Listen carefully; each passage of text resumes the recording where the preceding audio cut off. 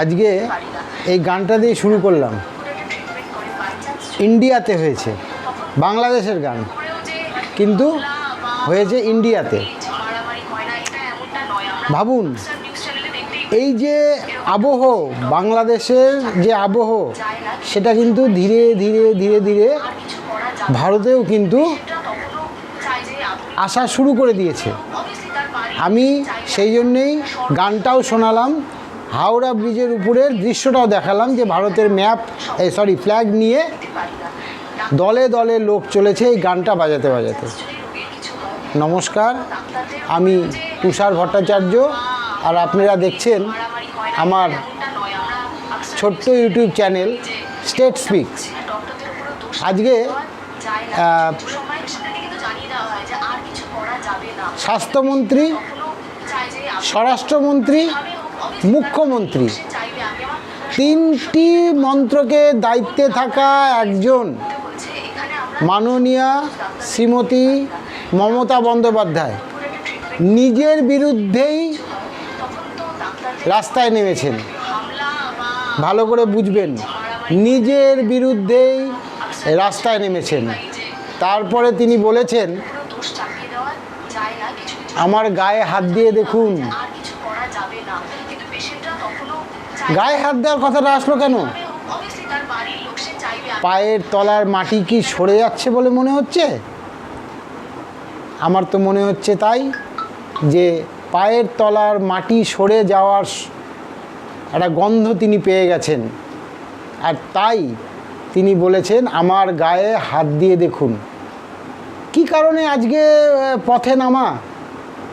স্বরাষ্ট্রমন্ত্রী, স্বাস্থ্যমন্ত্রী, মুখ্যমন্ত্রী তিনি নিজের তিনটে মন্ত্রকের দায়িত্বে থেকে নিজের বিরুদ্ধেই নিজেকে প্রমাণ করতে নেমেছেন। লজ্জা, সারা দেশের লজ্জা। আর আমরা বাঙালি, আমাদের আরও লজ্জাটা বেশি করে। গায়ে হাত দেওয়ার কথাটা কেন আসলো? দেখুন, যদি আমার সঙ্গে কারো গণ্ডগোল লাগে বা হাতাহাতির পর্যায়ে চলে যায়, তখন আমি কি বলি? মেরে দেখ, আগে মেরে দেখ, তারপরে দেখব, মেরে দেখ, তারপরে দেখব। এই যে বলছে না, এটা হচ্ছে কখন বলে? আমি যখন ভয় পেয়ে যাই, আমি যখন ভয় পেয়ে যাব, তখন আমি এই কথাটা বলবো, মেরে দেখ, আগে মেরে দেখ, তারপরে তোকে দেখব। আমরা বলি না? তো এই জায়গাটায় কিন্তু চলে গেছে যে আমার গায়ে হাত দিয়ে কেউ দেখুক। কারো সাহস আছে আমার গায়ে হাত দেওয়ার? মুখ্যমন্ত্রী গায়ে হাত দেওয়ার সাহস কার থাকবে? একটা অর্বাচীনের মতো কথাবার্তা। মুখ্যমন্ত্রীকে কে মারতে চাইছে? মুখ্যমন্ত্রীকে কি কেউ মারতে চাইছে?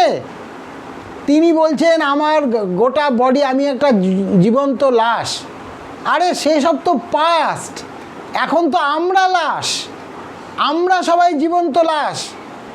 আমরা সবাই এক একটা খুপড়িতে আবদ্ধ হয়ে গেছি, দম বন্ধ হয়ে যাচ্ছে, বেরোতে পারছি না। আমরা কি করে বাঁচব? মুখ্যমন্ত্রী বলেছিলেন আমার সঙ্গে যেদিন ওই মেয়েটি মারা যায়, ডক্টর মেয়েটি মারা যায়, সেদিন Vineet Goyal, commissioner of police, Kolkata police, তার সঙ্গে 100 বার ফোনে কথা হয়েছে, নিজে মুখে বলেছেন। বিনীত গোয়েলের ফোনটা নেওয়া উচিত সিবিআইয়ের। আমি কালকে বলেছিলাম mister Goyal, this is not fair. আর আজকে বলছি enough is enough mister Goyal. আজকে আপনি বলছেন আমি বুঝতে পারিনি। তাহলে তুমি যদি বুঝতে না পারো mister Goel, immediate give your resignation, submit your resignation first. মুখ্যমন্ত্রী বলছেন ইউটিউবারদেরকে আইনে আনা হবে। কিসের আইনে আনা হবে? কিসের আইনে আনা হবে? কোথায় ফেক ফেক ফেক খবর দেয়? আরজি কর ফেক, তাহলে আপনার আন্দোলনটাও ফেক। আপনি তো আজকে আরজি কর নিয়ে অনেক কথা বললেন, তাহলে আপনার আন্দোলনটাও ফেক।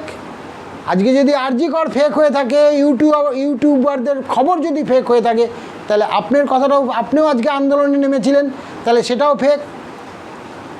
আপনি দ্বিচারিতা করছেন, কারণ আপনি একদিকে বিজেপিকে আজকে আন্দোলন একই জায়গায় তারা মিছিল করছিল, তাদেরকে করতে দেননি, তাদেরকে গ্রেপ্তার করেছেন, অথচ আপনি মিছিল করেছেন।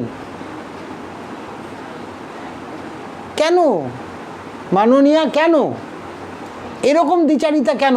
আমরা তো সবাই, আপনি আমারও মুখ্যমন্ত্রী, যে মেয়েটা মারা গেল তারও মুখ্যমন্ত্রী, তার বাবা মারও মুখ্যমন্ত্রী, কিন্তু তারা কেন কোর্টের দ্বারস্থ হলো? কেন আপনাকে প্রত্যাখ্যান করলো? আপনি বুঝতে পারছেন না? আজকে চারিদিকে যে রবটা উঠছে আপনি কি বুঝতে পারছেন না?